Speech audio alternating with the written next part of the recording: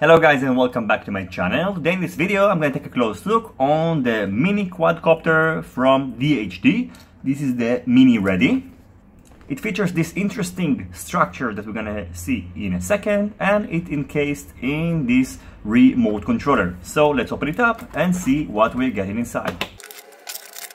So inside we got the quadcopter inside this case with the remote controller, a USB charger, an instruction manual, and we also got this nice carrying case which you can use in order to put your transmitter inside and protect it. The design of the quadcopter is really nice and it's protective, so it's safe with kids because they can't put their fingers inside the propellers.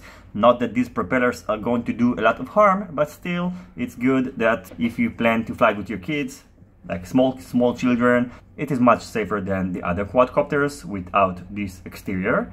On the back we have this charging port and on and off switch, and on the front we have this light that gives it also a very nice look. The battery is built in, which means that every time this drone is going to run out of juice, you will have to charge it with the dedicated USB charger. According to the manual, the charging process takes about 30 minutes and the flight time is about 4 minutes. In order to access the battery compartment of this remote controller, you will have to take off this screw, and then you have to use 4 AAA batteries.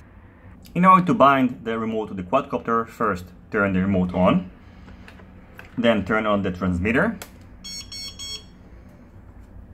then go all the way up with the throttle and down, and now you can start flying it. Let's go through the functions of the remote controller. On the top we have the on and off switch. On the left side we have the speed selection button. 2 beeps is medium speed, 3 beeps is high speed, and 1 beep is low speed. On the right side we have the flip button. In order to flip it, you will have to press it and then just tilt this joystick to the direction of the flip. These are the trim buttons for the forward, backward, and right and left. On the left side we have the Headless Mode button, and this button is the return to home button. The weight of the quadcopter is almost 24 grams, so it's not very light.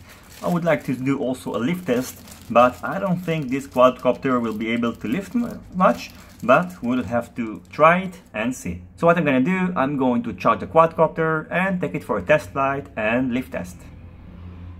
Charging the quadcopter is done with the provided USB cable. Once the charging process has been finished, the LED indicator will be turned off. So let's start with 2 grams lift test.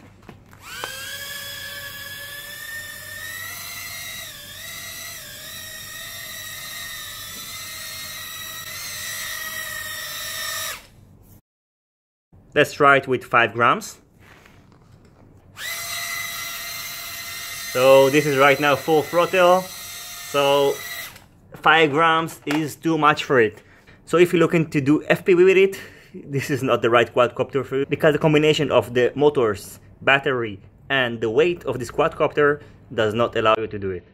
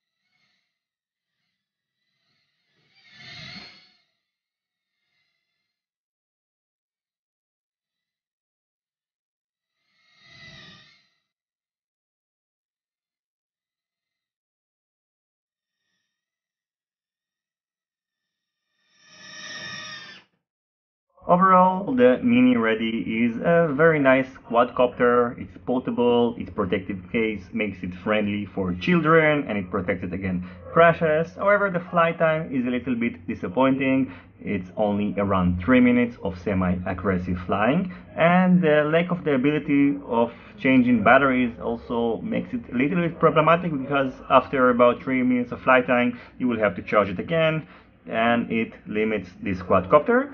And in addition, you can't use it with FPV equipment because it can lift only about 3 or 4 grams, because, as I mentioned, the combination of the motors and its weight.